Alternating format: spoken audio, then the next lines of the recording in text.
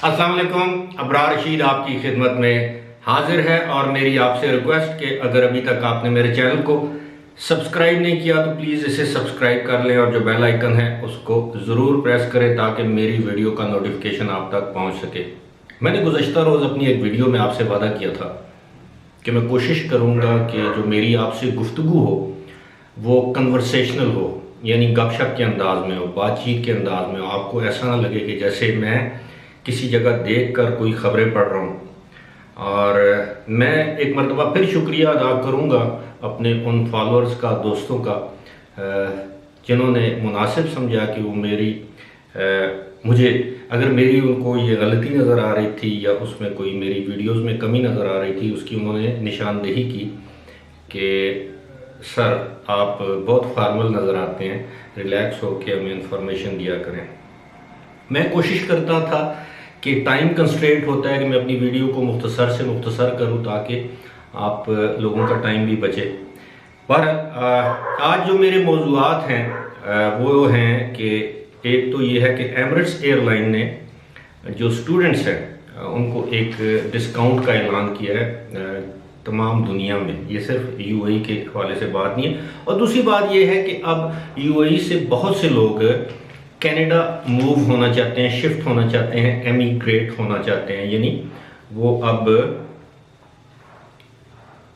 एक मुल्क से यानी वो दूसरा मुल्क, जाहिर है यूएई के रेजिडेंट या जो यूएई के सिटीजन्स हैं वो तो नहीं मूव होंगे, यानी वो लोग जो ऑलरेडी प्रदेश में उस प्रदेश को वो दोबारा दूसरे प्रदेश में तब्दील करना चाहते हैं। यानी वो अब जो पाकिस्तानी इंडियन लोग हैं जो कनाडा में जो यूएई में सेटल हैं, अब उनकी कोशिश और ख्वाहिश है कि वो किसी न किसी तरह कनाडा में शिफ्ट हो जाएं। और कनाडा दुनिया का वाहिद मुल्क है जो इस वक्त इमिग्रेंट्स को वेलकम करता है। ना सिर्फ इमिग्रेंट्स को बल्कि जो रिफ्यूजीज़ हैं, पनाह गुज़ीर हैं, मुहाजिरीन हैं, उनको भी कनाडा की गवर्नमेंट जो है वो वेलकम करती है।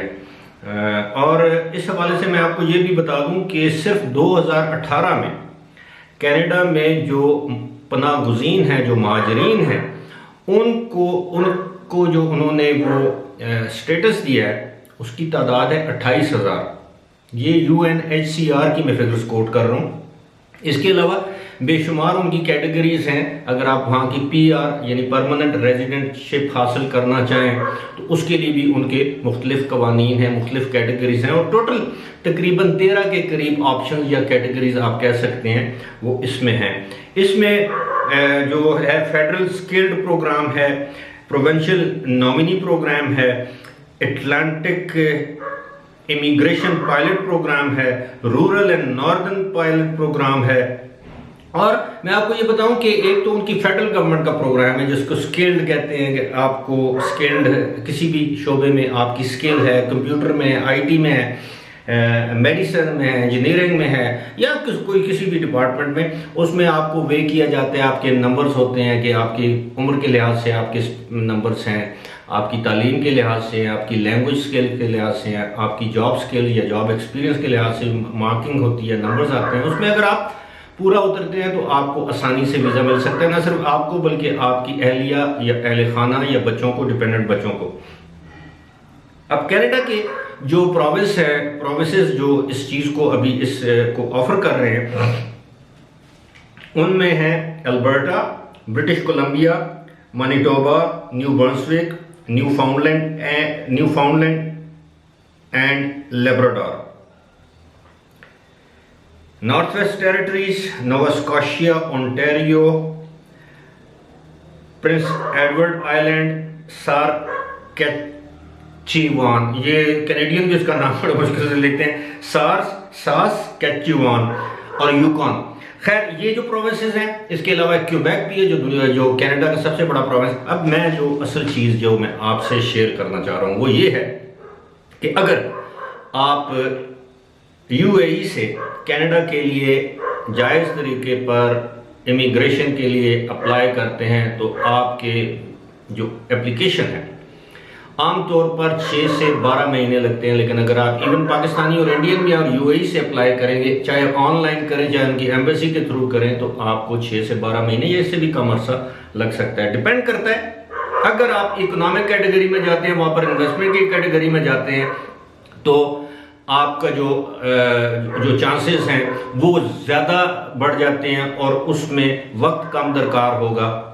लेकिन अगर आप ये समझते हैं कि आप स्किल्ड वीज़े पर जाएं, यानी एजुकेटेड हैं, किसी भी प्रोफेशनल डिग्री के हामिल हैं, आपके पास 5-10 साल का तजुर्बा है, आपकी उम्र जो है वो 35 साल से कम है आइडियली, या एटलीस्ट 45 ईयर से कम है, तो आपको वीज़ा मिलने के चांसेस बहुत ज़्यादा है। इसके बरक्स अगर आप पाकिस्तान या इंडिया से अप्लाई करेंगे तो आपका वक्त ज़्यादा लग सकता है, क्योंकि मुख्तलिफ ममालिक के लिए उन्होंने दरख्वास्तों का शायद कोटा मुकर्रर कर रखा है। अब आप सोच रहे होंगे कि लोग बड़ी तादाद में कनाडा क्यों जा रहे हैं। मैं स्पेशली यूएई की बात कर रहा हूँ। मैं आपको अपने बारे में बताता हूँ कि मैं 2001 में मुझे कनाडा की परमानेंट रेजिडेंटशिप मिली 2001 में। हालात कुछ ऐसे थे, वाक़यात कुछ ऐसे थे, मैं वहाँ पर सेटल नहीं हो सका। मेरी बीवी, मेरे बच्चों का वहाँ पे हो गया वीज़ा परमानेंट रेजिडेंटशिप। लेकिन अनफॉर्चुनेटली या कहें या फॉर्चुनेटली कहें, वहाँ पर मुझे मेरी मर्ज़ी की जॉब नहीं मिली। वहाँ पे हालात ऐसे थे, पाकिस्तान में कुछ हालात मेरे ऐसे थे, मेरी मजबूरियाँ कुछ ऐसी थी कि मैं कनाडा शिफ्ट या कनाडा परमानेंटली सेटल नहीं हो सका। नतीजतन 2006 में मैंने अपना PR कार्ड जो है वो सरेंडर कर दिया, यानी उसको दोबारा रिन्यू नहीं करवाया। 2006 की मैं बात कर रहा हूँ। अब आप देखिए कि आप वो लोग पाकिस्तानी या इंडियन जो इस वक्त यूएई में मुकीम है, आप 3 नस्लों से भी वहाँ पे रहें ना, तो आपको सिटीजनशिप नहीं मिलेगी। लेकिन कनाडा अगर आप जाएं तो आप 3 साल मुसलसल वहाँ पर रहें तो आपको आपके अहल खाना, आपके बीवी बच्चों को वो सिटीजनशिप दे देते हैं। उसके बाद आपके पास तमाम वो हुकूक होंगे जो एक कैनेडियन सिटीजन के पास होंगे। जब आपके पास PR कार्ड होगा, अगर आप अपने बच्चों के साथ जा रहे हैं, आपके बच्चे माइनर हैं, डिपेंडेंट हैं, उनका आपको माहाना वजीफा मिलता है जिसको वो स्टाइपेंड कहते हैं। आपको बेरोजगारी अलाउंस मिलता है, आपको नौकरी ढूंढने में मदद की जाती है। और कुछ स्टेट्स, प्रोविंसेस उनके ऐसे हैं जहाँ पे आपको हाथों हाथ लिया जाता है। इसके बरक्स आप देख लें, ये जो मिडल ईस्ट की जो रियासतें हैं, खलीजी ममालिक हैं, वहाँ हम पाकिस्तानियों, इंडियों को उनको निचोड़ कर उनको, मैं आपको क्या बोलूँ, लोएस्ट पेड जो लोग हैं वो इस वक्त यूएई में और सऊदी अरब में और इन ये खलीजी रियासतों में काम कर रहे हैं। मजबूरी है, गुर्बत है हमारे ममालिक में, इंडिया, पाकिस्तान, बांग्लादेश, श्रीलंका, नेपाल, फिलिपीन, ब्ला ब्ला ब्ला। इन मुल्कों में इस हद तक बेरोजगारी है, इस हद तक गुर्बत है कि ये 600-800 दरम पर काम करने के लिए तैयार हो जाते हैं और बड़े सख्त काम करते हैं, बड़े मुशक्कत वाले काम करते हैं ये खलीजी रियासतों। अब वहाँ पे जो लोग, इवन जो सेटल्ड लोग हैं, आप देखें कॉर्पोरेट सेक्टर में अब लोगों की तनख्वाहें काटी जा रही हैं और नौकरियों से निकाला जा रहा है, फोर्स्ड अनपेड लीव पे भेजा जा रहा है। वहाँ पे आपके इंसानी हुकूक ना होने के बराबर है। ये मैं खलीजी रियासतों की बात कर रहा हूँ। यही वजह है कि अब लोग बड़े पैमाने पर सोच रहे हैं, बड़ी तादाद में लोग मूव हो रहे हैं, सोच रहे हैं। कुछ लोगों ने अप्लाई किया, कुछ अप्लाई करने का सोच रहे हैं। अच्छी बात है। अगर आपने पाकिस्तान से हिजरत की तो वहाँ पे आपके हालात ठीक नहीं, तो आप हिजरत करके उधर चले जाएं, कनाडा वगैरह।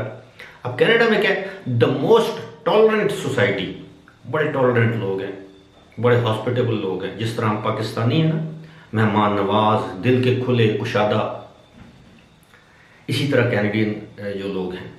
और वहाँ पर आपको जो रेशल डिस्क्रिमिनेशन जिसे हम कहते हैं, नस्ली इम्तियाज़, वो आपको नज़र नहीं आएगा। इसी के साथ साथ वहाँ पे जो वेलफेयर स्टेट है, आपकी एजुकेशन, आपकी हेल्थ, आपकी तमाम चीज़ें रियासत के ज़िम्मे होंगी। आपकी एजुकेशन से मुराद आपके बच्चों की एजुकेशन। अगर आपकी नौकरी चलेगी, आपको बेरोज़गारी का अलाउंस मिलेगा। अब जैसे गुज़श्ता दिनों जब कोविड-19 अपनी पीक पे था, वहाँ पर लोगों को $1,500-2,000 कैनेडियन गवर्नमेंट ने घर बैठे हुए दिए। जिन लोगों के पास देने को किराया नहीं था अपने अपार्टमेंट या फ्लैट का, उनको किराए के लिए पैसे दिए।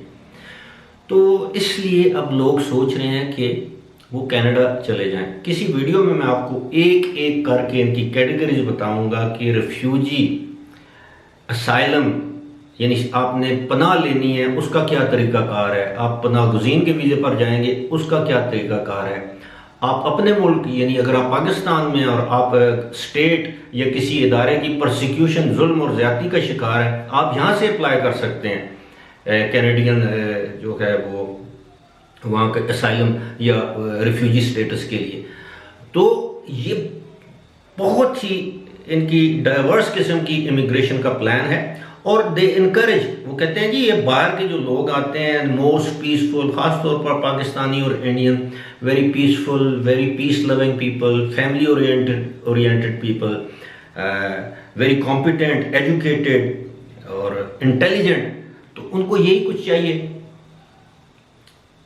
अमन पसंद भी हैं, लायक भी हैं, स्किल्ड भी हैं, इंटेलिजेंट भी हैं, ज़हीन भी हैं, और सबसे बड़ी बात यह कि किरदार वाले लोग हैं, शरीफ हैं। जो लोग फैमिलीज़ वाले लोग वहाँ पर जाते हैं वो अपना कोई हैंकी पैंकी में मुलवस भी नहीं होते।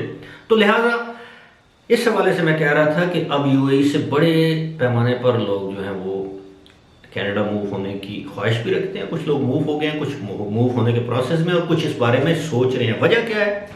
वजह क्या है? Melt down, economic melt down in UAE.